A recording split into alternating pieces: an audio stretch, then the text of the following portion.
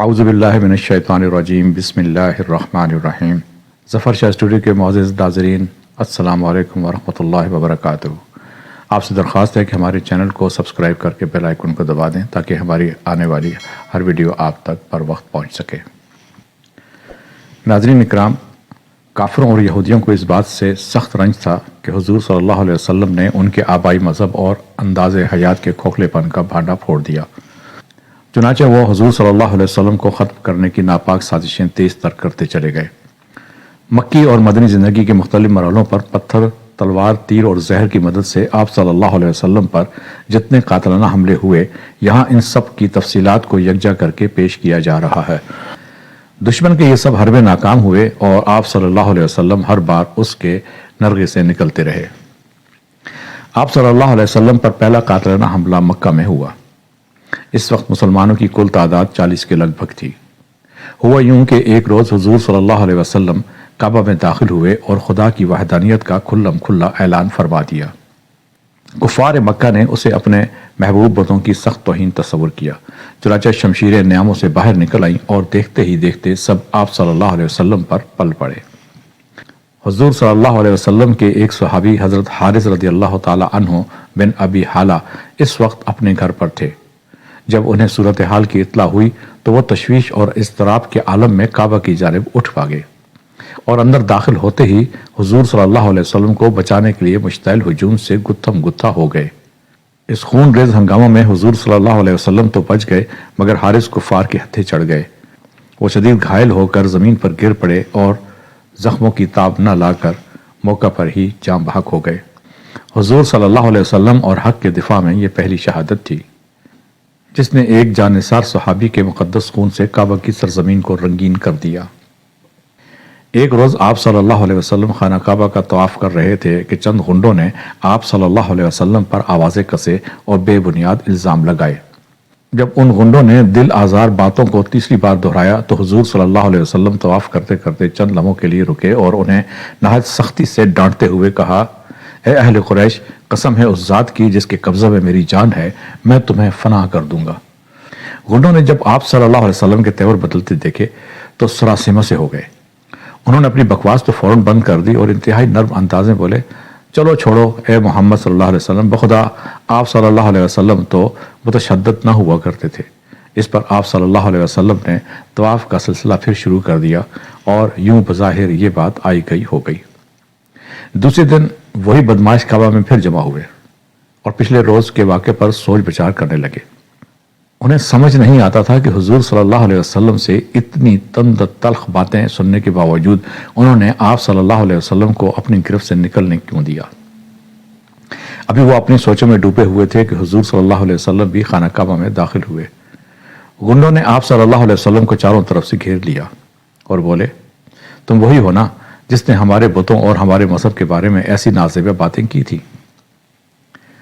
آپ صلی اللہ علیہ وسلم نے انتہائی جرأت سے فوراً جواب دیا، ہاں وہ شخص میں ہی ہوں جس نے یہ سب کچھ کہا تھا۔ اس پر غنڈے اور مشتعل ہو گئے اور آپ صلی اللہ علیہ وسلم پر ٹوٹ پڑے۔ ایک بدتمیز نے تو سامنے سے بڑھ کر آپ صلی اللہ علیہ وسلم کے جبہ بھی پکڑ لیا۔ معاملہ زیادہ سنگین صورتحال اختیار کرنے ہی والا تھا کہ حضرت ابو بکر رضی اللہ تعالی عنہ بیچ بچاؤ کے لیے بیچ میں کود پڑے۔ آپ رضی اللہ تعالیٰ عنہ کی آنکھوں سے آنسو جاری تھے اور آپ چلا چلا کر کہہ رہے تھے، خدا تمہیں برباد کرے، کیا تم ایک شخص کو محض اس لیے ختم کرنے پر تل بیٹھے ہو کہ وہ کہتا ہے کہ میرا مالک خدا ہے؟ اس پر غنڈے مزید مشتعل ہو گئے۔ انہوں نے حضور صلی اللہ علیہ وسلم کو تو چھوڑ دیا مگر ابو بکر رضی اللہ تعالیٰ عنہ کو دبوچ لیا۔ انہوں نے آپ رضی اللہ تعالیٰ عنہ کی داڑھی کھینچی۔ ابو بکر رضی اللہ تعالیٰ عنہ کے سر کے بال گھنے تھے۔ غنڈوں نے آپ رضی اللہ تعالیٰ عنہ کے بالوں کو انتہائی بے دردی سے نوچا اور آپ رضی اللہ تعالیٰ عنہ کو بہت بارہ پیٹا۔ جب یہ ہنگامہ ختم ہوا تو حضرت ابو بکر رضی اللہ تعالیٰ عنہ نسل زخمی ہو چکے تھے، بلکہ سخت درد سے ان کا سر بھی پھٹا جا رہا تھا۔ ایک دفعہ ابو جہل نے لوگوں کو حضور صلی اللہ علیہ وسلم کے خلاف کچھ زیادہ ہی بھڑکا دیا۔ اس نے پھر اعلان کیا کہ وہ اگلے دن ایک وزنی پتھر سے حضور صلی اللہ علیہ وسلم کا خاتمہ کر دے گا۔ چنانچہ دوسری صبح ابو جہل سچ مچ ایک بہت بڑا پتھر اٹھا لایا اور خانہ کعبہ میں اس گھات میں بیٹھ گیا کہ جوں ہی حضور صلی اللہ علیہ وسلم سجدہ میں جائیں وہ پتھر مار کر آپ صلی اللہ علیہ وسلم کا سر کچل ڈالے۔ جب آپ صلی اللہ علیہ وسلم سجدہ میں گئے تو ابو جہل پتھر اٹھائے بڑی پھرتی سے آپ کی طرف لپکا۔ اس کے چند ساتھی پاس ہی کھڑے تماشا دیکھ رہے تھے۔ وہ اسی انتظار میں تھے کہ حضور صلی اللہ علیہ وسلم کا اب کام تمام ہوا کہ ہوا، مگر کیا دیکھتے ہیں کہ حضور صلی اللہ علیہ وسلم کے عین قریب پہنچ کر ابو جہل نے یک لخت پلٹا کھایا۔ وہ خوف سے سخت سہما ہوا تھا، اس کا رنگ اڑا جا رہا تھا اور وہ تھر تھر کانپ رہا تھا۔ اس کے دونوں ہاتھ پتھر پر جم چکے تھے۔ وہ دفعتاً پیچھے ہٹا اور پتھر کو پرے پھینک دیا۔ ابو جہل کے سب ساتھی اس کی غیر متوقع اور قدر عجیب حرکت پر سخت حیران تھے۔ انہوں نے بعد میں اس کے بارے میں پوچھا تو ابو جہل بولا، میں اس کے سر پر کھڑا ہو کر وہ کام کرنے ہی والا تھا جس کا میں نے کل اعلان کیا تھا، مگر جو ہی ذرا اور قریب ہوا تو کیا دیکھتا ہوں کہ میرے اور محمد کے درمیان ایک بہت بڑا اونٹ کھڑا ہے۔ بخدا میں نے آج تک اتنا بڑا اونٹ نہیں دیکھا تھا، نہ کسی اونٹ کی ایسی گردن اور نہ ہی ایسے دانت دیکھے تھے۔ وہ اونٹ تو مجھے نگلنے ہی لگا تھا۔ جب حضور صلی اللہ علیہ وسلم سے اس اونٹ کے بارے میں پوچھا گیا تو آپ صلی اللہ علیہ وسلم نے فرمایا، وہ تو جبرائیل علیہ السلام تھے۔ ابو جہل ان کے قریب چلا جاتا تو انہوں نے اسے دبوچ لینا تھا۔ اسلام قبول کرنے سے پہلے ایک دفعہ حضرت عمر رضی اللہ تعالیٰ عنہ نے بھی آپ صلی اللہ علیہ وسلم کو قتل کرنے کا ارادہ کر لیا تھا۔ اسلام کی بڑھتی ہوئی مقبولیت سے تنگ آ کر آپ رضی اللہ تعالیٰ عنہ نے ایک تیز تلوار اٹھائی اور آپ صلی اللہ علیہ وسلم کو ٹھکانے لگانے کے لیے گھر سے نکلے۔ رستے میں آپ رضی اللہ تعالیٰ عنہ کو نعیم بن عبداللہ ملے تو انہوں نے کہا، تمہاری بہن اور بہنوئی بھی مسلمان ہو چکے ہیں، پہلے ان کی تو خبر لو۔ عمر رضی اللہ تعالیٰ عنہ اور تیش کھا گئے۔ انہوں نے فوراً رستہ بدلا اور سیدھے بہن کے گھر جا پہنچے۔ عمر رضی اللہ تعالیٰ عنہ بہت طاقتور اور ترشرو جوان تھے۔ انہوں نے آتے ہی بہنوئی کو لہو لہن کر دیا، مگر جب بہن کو تلاوت قرآن کرتے سنا تو ان کی ذہنی کائنات ہی بدل گئی۔ پھر وہی عمر رضی اللہ تعالیٰ عنہ جو حضور صلی اللہ علیہ وسلم کو ختم کرنے کی نیت سے نکلے تھے، تلوار نیام میں ڈالے نہایت ادب و احترام سے آپ صلی اللہ علیہ وسلم کی خدمت میں حاضر ہو گئے۔ جب انہوں نے اسلام قبول کر لیا تو مسلمانوں نے خوشی سے اللہ اکبر کے فلک شگاف نعرے بلند کیے۔ جب قریش کے کافر سردار حضور صلی اللہ علیہ وسلم سے زیادہ تنگ آ گئے تو انہوں نے اس معاملے کے فوری حل کے لیے ایک بہت بڑی پنچایت منعقد کی۔ یہ ان دنوں کی بات ہے جب مسلمانوں کی ایک خاص تعداد مدینہ ہجرت کر چکی تھی اور آن حضور صلی اللہ علیہ وسلم، ابو بکر رضی اللہ تعالیٰ عنہ، حضرت علی رضی اللہ تعالیٰ عنہ اور اکا دکا اور مسلمان مکہ میں رہ گئے تھے۔ اس تاریخی پنچایت میں حضور صلی اللہ علیہ وسلم کو ٹھکانے لگانے کے لیے یہ 3 تجویزیں زیر بحث آئیں۔ اول، آپ صلی اللہ علیہ وسلم کو زنجیروں میں جکڑ کر کسی مناسب مقام پر عمر بھر کے لیے محبوس کر دیا جائے۔ دوم، آپ صلی اللہ علیہ وسلم کو جلا وطن کر دیا جائے۔ سوم، آپ صلی اللہ علیہ وسلم کا فوری طور پر خاتمہ کر دیا جائے۔ تیسری تجویز ابو جہل نے پیش کی تھی، اسے کثرت رائے سے منظور کر لیا گیا۔ چنانچہ فیصلہ یہ ہوا کہ اس رات حضور صلی اللہ علیہ وسلم کے گھر کے باہر سخت پہرا لگا دیا جائے تاکہ آپ صلی اللہ علیہ وسلم کہیں جانے نہ پائیں، اور پھر سوتے میں آپ صلی اللہ علیہ وسلم کو ختم کر دیا جائے۔ ادھر حضور صلی اللہ علیہ وسلم نے اپنی چارپائی پر حضرت علی رضی اللہ تعالیٰ عنہ کو لٹایا اور ان پر اپنی چادر ڈال دی۔ اس کے بعد آپ صلی اللہ علیہ وسلم رات کی تاریکی میں پچھلے دروازے سے نکل کر حضرت ابو بکر رضی اللہ تعالیٰ عنہ کے مکان پر پہنچے اور ان کو ساتھ لے کر مکہ سے باہر نکل گئے۔ آپ دونوں نے مکہ سے باہر غار ثور میں 3 دن قیام کیا اور چوتھے روز اونٹوں پر سوار ہو کر مدینہ کی جانب روانہ ہو گئے۔ جب کافروں کو آپ صلی اللہ علیہ وسلم کے فرار کا پتہ چلا تو انہوں نے آپ صلی اللہ علیہ وسلم کی فوری گرفتاری کے لیے 100 اونٹوں کے انعام کا اعلان کر دیا۔ اس بڑے انعام کی لالچ میں کئی گھوڑ سوار کچھ عرصہ آپ صلی اللہ علیہ وسلم کی تلاش میں سرگرداں رہے، مگر آپ صلی اللہ علیہ وسلم بخیریت تمام مکہ پہنچنے میں کامیاب ہو گئے۔ مکہ کے 2 کافر عمیر بن وہب اور صفوان بن امیہ جنگ بدر میں کفار کی شکست کے بعد بہت افسردہ خاطر رہا کرتے تھے۔ عمیر کا بیٹا مدینہ میں جنگی قیدی بن چکا تھا اور صفوان کا باپ جنگ میں قتل ہو چکا تھا۔ ایک روز حضور صلی اللہ علیہ وسلم کو قتل کرنے کی خفیہ سازش کے لیے دونوں مکہ سے باہر ایک سنسان جگہ ملے۔ صفوان کہنے لگا، خدا کی قسم اب جینے کا مزہ ہی باقی نہیں رہا۔ عمیر بولا، سچ کہتے ہو، اگر میں مخروض نہ ہوتا تو مدینہ جا کر محمد صلی اللہ علیہ وسلم کو قتل کراتا۔ میرا بیٹا وہاں قید میں ہے۔ اس پر صفوان نے کہا، تم قرضوں اور بچوں کی فکر نہ کرو، میں ان کا ذمہ لیتا ہوں، تم بس اپنا کام کر ڈالو۔ عمیر فوراً گھر لوٹا، تلوار اٹھائی اور اسے تیز کیا، زہر میں بجھایا اور اونٹ پر سوار ہو کر سیدھا مدینہ جا پہنچا۔ حضرت عمر رضی اللہ تعالیٰ عنہ نے عمیر کے بدلے ہوئے تیور سے اس کی بدنیتی بھانپ لی۔ انہوں نے اس سے زہر آلود تلوار چھین لی اور گردن دبائے اسے حضور صلی اللہ علیہ وسلم کی خدمت میں گھسیٹ لائے۔ آپ صلی اللہ علیہ وسلم نے فرمایا عمیر کو چھوڑ دو۔ پھر عمیر سے کہا قریب آ جاؤ، کہو کس ارادے سے آئے ہو؟ عمیر بولا بیٹے کی خبر لینے آیا ہوں۔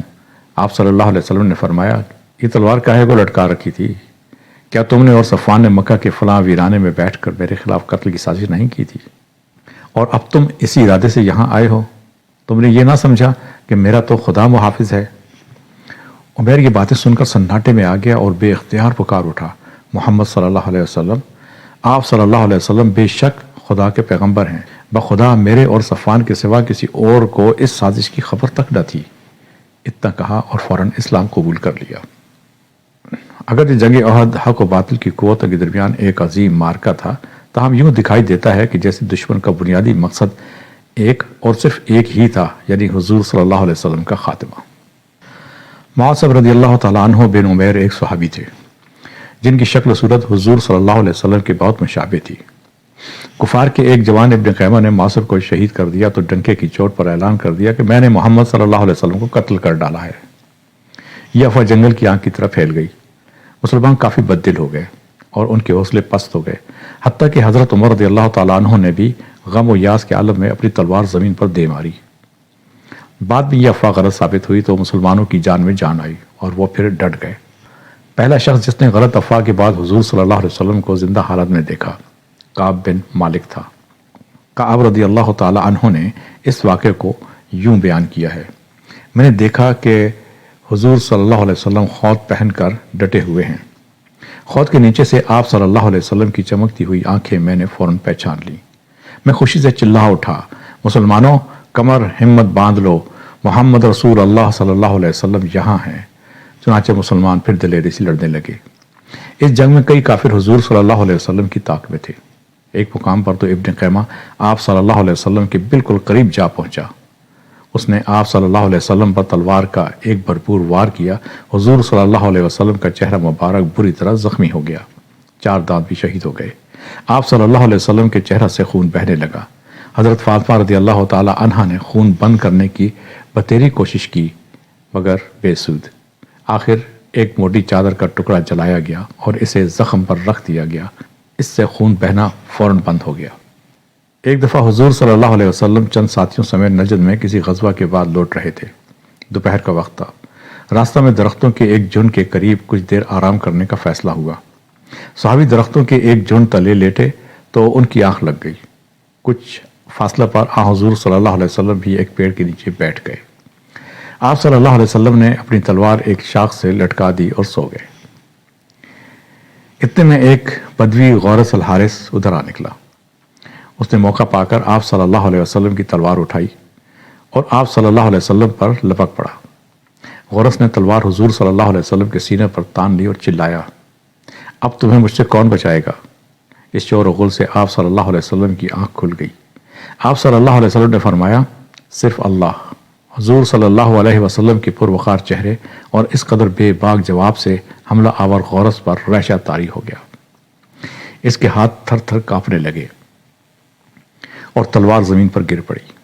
حضور صلی اللہ علیہ وسلم نے اسے جھٹ اٹھا لیا اور فرمایا اب تجھے مجھ سے کون بچائے گا؟ بدوی چکرا گیا۔ آپ صلی اللہ علیہ وسلم نے اسے معاف کر دیا۔ اس مشفقانہ سلوک سے بدوی بے حد متاثر ہوا اور اسی لمحہ اسلام قبول کر لیا۔ جب سب معاملہ ختم ہو چکا تو حضور صلی اللہ علیہ وسلم نے اپنے سوتے ہوئے ساتھیوں کو جگایا اور انہیں اپنے پاس بلا کر یہ دلچسپ واقعہ سنایا۔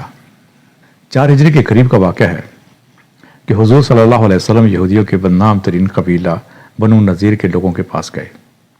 انہوں نے آپ صلی اللہ علیہ وسلم کو ایک گھڑے کے قریب بٹھا دیا اور خود اس سازش میں منہمک ہو گئے کہ قریبی مکان کی چھت سے ایک بہت بڑا پتھر آپ صلی اللہ علیہ وسلم پر لڑکا دیا جائے۔ چنانچہ قبیلے کا ایک آدمی عامر بن حجاز اس حرکت کے لیے چھت پر چڑھ بھی چکا تھا کہ حضور صلی اللہ علیہ وسلم موقع کی نزاکت بھانپ گئے۔ آپ صلی اللہ علیہ وسلم رفع حاجت کا بہانہ بنا کر دشمن کے چنگل سے نکل گئے۔ یہودیوں کے مشہور سردار کعب بن اشرف کو مال و زر، عزت و اقتدار اور شعر و شاعری میں بے حد شہرت حاصل تھی۔ اسے اسلام سے بھی اتنی ہی نفرت تھی۔ ایک دفعہ اس نے یہ منصوبہ بنایا کہ حضور صلی اللہ علیہ وسلم کے اعزاز میں ایک فرضی ضیافت کا اہتمام کیا جائے اور اس ضیافت کے دوران حضور صلی اللہ علیہ وسلم پر حملہ کر کے ہلاک کر دیا جائے۔ چنانچہ کعب نے اس مذموم حرکت کے لیے چند بدنام غنڈوں کی خدمات بھی حاصل کر لیں، مگر یہ سازش بھی ناکام رہی۔ یہودی قبیلہ بنو نذیر نے ایک دفعہ ایک فرضی مباحثہ کے دوران حضور صلی اللہ علیہ وسلم پر قاتلانہ حملہ کا منصوبہ بنایا۔ چنانچہ انہوں نے آپ صلی اللہ علیہ وسلم کو یہ پیغام بھیجا کہ آپ صلی اللہ علیہ وسلم اپنے 3 آدمیوں سمیت ہمارے ہاں آ جائیں اور ہمارے عاملوں اور راہبوں سے بحث مباحثہ کریں۔ اگر ہمارے لوگ آپ کی باتوں سے مطمئن ہو جائیں تو ہم اسلام قبول کر لیں گے۔ حضور صلی اللہ علیہ وسلم نے یہ دعوت قبول کر لی اور مقررہ مقام کی جانب روانہ ہو گئے، مگر ابھی راستے ہی میں تھے کہ آپ صلی اللہ علیہ وسلم کو اطلاع ملی کہ ان مکار یہودیوں نے تو آپ صلی اللہ علیہ وسلم کے قتل کا منصوبہ بنا رکھا ہے اور ہتھیاروں سے پوری طرح مسلح ہو کر گھات میں بیٹھے ہوئے ہیں۔ آپ صلی اللہ علیہ وسلم راستے ہی سے واپس لوٹ آئے۔ ایک بار 12 نقاب پوش بدماشوں کے ایک ٹولہ نے حضور صلی اللہ علیہ وسلم پر قاتلانہ حملہ کی ایک خطرناک سازش تیار کی۔ چنانچہ انہوں نے ایک جگہ اپنا خفیہ اجلاس منعقد کیا جس میں بے حد اشتعال انگیز تقریریں کی گئیں۔ طے یہ پایا کہ جب حضور صلی اللہ علیہ وسلم رات کی تاریکی میں عقبہ سے گزریں تو وہ نقاب پوش غنڈے آپ صلی اللہ علیہ وسلم پر یکا یک حلہ بول کر آپ صلی اللہ علیہ وسلم کو ٹھکانے لگا دیں۔ آپ صلی اللہ علیہ وسلم کو اس سازش کا پہلے ہی علم ہو چکا تھا، اس لیے آپ صلی اللہ علیہ وسلم بال بال بچ گئے۔ آپ صلی اللہ علیہ وسلم کے ایک صحابی سے ہاتھا پائی کے دوران نقاب پوشوں کی شناخت بھی کر لی گئی۔ اس پر وہ خوفزدہ ہو کر بھاگ نکلے اور ادھر ادھر چھپ گئے۔ اگلی صبح حضور صلی اللہ علیہ وسلم نے ان سازشیوں کو بلا بھیجا تو وہ بھانت بھانت کے عذر لنگ پیش کرنے لگے، مگر آخرکار سب نے اعتراف جرم کر لیا۔ جرم کی سنگینی اور اعتراف کے باوجود حضور صلی اللہ علیہ وسلم نے سارے ٹولے کو معاف کر دیا۔ عامر بن طفیل اور اربد بن قیس 2 عیار بدماش تھے۔ ایک دفعہ ان دونوں نے مل کر آپ صلی اللہ علیہ وسلم پر قاتلانہ حملے کا منصوبہ بنایا۔ طے یہ پایا کہ دونوں مدینہ میں آپ صلی اللہ علیہ وسلم کی خدمت میں حاضر ہوں۔ پھر عامر آپ صلی اللہ علیہ وسلم کو باتوں میں لگا لے اور اربد تلوار کے ایک ہی وار سے آپ صلی اللہ علیہ وسلم کا خاتمہ کر دے۔ چنانچہ عامر آپ صلی اللہ علیہ وسلم سے باتوں میں مصروف ہو گیا، مگر اربد وہیں کا وہیں کھڑا رہا۔ کافی انتظار کے بعد بھی جب اربد نے اپنے حصے کے کام کا کوئی ارادہ ظاہر نہ کیا تو عامر سخت مایوس ہوا۔ وہ حضور صلی اللہ علیہ وسلم کو طرح طرح کی دھمکیاں دیتا ہوا اربد کے ہمراہ وہاں سے رخصت ہوا۔ راستے میں عامر نے اربد سے کہا، بخدا تم تو بے حد بزدل ہو، مجھے سمجھ نہیں آتا کہ تم نے آپ صلی اللہ علیہ وسلم پر وار کیوں نہیں کیا، بس آج سے میرا تم سے کوئی واسطہ نہ ہوگا۔ اس پر اربد بولا، ارے بھائی میری بات بھی تو سنو، میں جب بھی حملہ کی نیت سے آگے بڑھتا تھا مجھے صرف تم نظر آتے تھے، آپ صلی اللہ علیہ وسلم تو بالکل دکھائی ہی نہیں دیتے تھے، اب بولو کیا میں تمہیں ہی مار ڈالتا؟ دونوں باتیں کرتے کرتے اپنے گاؤں کی طرف چلتے گئے۔ راستے میں عامر پر طاعون کا حملہ ہوا، اس کی گردن پر ایک بڑا سا پھوڑا بھی نکل آیا اور اس نے بنی سلول کی ایک عورت کے گھر دم توڑ دیا۔ عامر کی تدفین سے فارغ ہو کر جب اربد گاؤں پہنچا تو لوگوں نے اسے حضور صلی اللہ علیہ وسلم کے قتل کی سازش کے بارے میں پوچھا۔ وہ بلا بخدا محمد صلی اللہ علیہ وسلم نے ہمیں ایک ایسی ہستی کی عبادت کو کہا تھا جو اگر میرے ہاتھ لگ جائے تو میں اسے اپنے تیروں سے چھلنی کر دوں۔ ایک آدھ دن بعد اربد اپنا اونٹ فروخت کرنے کی خاطر گھر سے نکلا۔ راستے میں اس پر آسمان کی بجلی گری اور وہ اونٹ سمیت بھسم ہو گیا۔ ایک مکار یہودی عورت زینب الحارث نے فتح خیبر کے وقت حضور صلی اللہ علیہ وسلم کو زہر سے ہلاک کرنے کا منصوبہ بنایا۔ اس نے آپ صلی اللہ علیہ وسلم کے لیے ایک بنا ہوا بکرا تیار کیا۔ وہ جانتی تھی کہ آپ صلی اللہ علیہ وسلم کو بکرے کی پنجی بہت مرغوب ہے، چنانچہ اس نے بکرے کی پنجی میں ایک بے حد مہلک قسم کا زہر زیادہ کثرت سے ملا دیا۔ پھر وہ زہر شدہ بکرے کو لے کر حضور صلی اللہ علیہ وسلم کی خدمت میں حاضر ہوئی اور اسے بڑی ادب کے ساتھ آپ صلی اللہ علیہ وسلم کو بطور تحفہ پیش کیا۔ حضور صلی اللہ علیہ وسلم نے بھی گوشت کا ایک نوالہ ہی چکھا تھا کہ آپ صلی اللہ علیہ وسلم کو اصل بات سمجھ آ گئی۔ آپ صلی اللہ علیہ وسلم نے وہ نوالہ فوراً تھوک دیا اور اپنے ساتھیوں کو بھی کھانے کی ممانعت کر دی۔ آپ صلی اللہ علیہ وسلم کے ایک ساتھی بشر بن برا بھی زہریلے گوشت کا ایک نوالا منہ میں ڈال چکے تھے اور انہیں بھی زہر کی تلخی کا احساس ہو چکا تھا، مگر انہیں اپنے پیارے نبی صلی اللہ علیہ وسلم کے سامنے زہریلا نوالا اگلنے کی ضرورت نہ ہوئی۔ زہریلا نوالا ان کے حلق سے نیچے اتر گیا اور کچھ عرصہ بعد ان کی موت کا باعث بنا۔ بعد میں جب اس واقعے کی تحقیقات شروع ہوئیں تو مکار عورت کے علاوہ کئی اور یہودی بھی اس خطرناک سازش میں ملوث پائے گئے۔ ان سب نے اعتراف جرم کیا، مگر حضور صلی اللہ علیہ وسلم نے سب کو معاف کر دیا۔ اس افسوسناک سانحے کے کافی عرصہ بعد جب حضور صلی اللہ علیہ وسلم مرض الموت میں مبتلا ہوئے تو مرحوم بشر کی والدہ بھی آپ صلی اللہ علیہ وسلم کی عادت کو آئیں۔ باتوں باتوں میں آپ نے فرمایا، میں ابھی اس زہر کے اثر سے نہیں نکل پایا جو میں نے تمہارے بیٹے کے ساتھ خیبر میں چکھا تھا۔ فتح مکہ کے بعد حضور صلی اللہ علیہ وسلم نے کچھ عرصہ مکہ مکرمہ میں قیام فرمایا۔ انہی دنوں کی بات ہے کہ ایک روز آپ صلی اللہ علیہ وسلم خانہ کعبہ کے طواف میں مصروف تھے کہ فضالہ بن عمیر چھپتا چھپاتا وہاں آ نکلا اور ارادہ قتل سے چپکے سے حضور صلی اللہ علیہ وسلم کی طاق میں بیٹھ گیا۔ وہ بھی حملہ کی تیاریاں ہی کر رہا تھا کہ حضور صلی اللہ علیہ وسلم خود ہی اس کے قریب جا پہنچے اور اسے اس کے دل کی بات بتا دی۔ فضالہ اس اچانک گرفت پر بے حد شرمسار ہوا۔ اس پر آپ صلی اللہ علیہ وسلم نے اسے توبہ کا مشورہ دیا اور اس کے سینے پر شفقت سے ہاتھ پھیرا۔ ارادہ قتل کے ایک صریح مجرم کو اپنے پکڑے جانے کے بعد اس قسم کی حسن سلوک کی قطعی توقع نہ تھی۔ فضالہ کی ذہنی کائنات بالکل بدل گئی اور وہ فوراً تائب ہو کر مسلمان ہو گیا۔ فتح مکہ ہی کے دنوں کی بات ہے کہ ایک روز شیبہ بن عثمان نے اعلان کیا کہ آج میں محمد صلی اللہ علیہ وسلم سے اپنے باپ کا بدلہ لے لوں گا۔ بات یہ تھی کہ شیبہ کا باپ جنگ احد میں مسلمانوں کے ہاتھوں ہلاک ہو چکا تھا اور وہ اس روز سے آتش انتقام میں بری طرح جل رہا تھا۔ فتح مکہ کے ایام میں جب اس نے حضور صلی اللہ علیہ وسلم اور مسلمانوں کو قریب سے دیکھا تو اس کے جذبہ انتقام کے شعلے اور بھڑک اٹھے۔ وہ آپے سے باہر ہو گیا۔ اس نے بڑی شد و مت سے کہا، آج میں محمد صلی اللہ علیہ وسلم کو ختم کر دوں گا۔ یہ کہہ کر اس نے انتہائی مشتعل انداز میں حضور صلی اللہ علیہ وسلم کے ارد گرد چکر لگانے شروع کر دیے۔ وہ بھی چکر کاٹ ہی رہا تھا کہ اسے یوں محسوس ہوا کہ کوئی اندیکھی طاقت اس کے اور حضور صلی اللہ علیہ وسلم کے درمیان حائل ہو گئی ہے اور اسے اپنے بد ارادہ سے باز رکھنے کے لیے سخت دباؤ ڈال رہی ہے۔ اس کا دل اچانک بیٹھ گیا اور انتقام اور قتل کے لیے اشتعال کے شعلے بالکل سرد پڑ گئے۔ اسے مکمل یقین ہو گیا کہ کسی غیبی قوت نے حضور صلی اللہ علیہ وسلم کو اس کی عزت سے قطعی محفوظ کر دیا ہے اور وہ اپنے جرم کا ارتکاب نہ کر سکے گا۔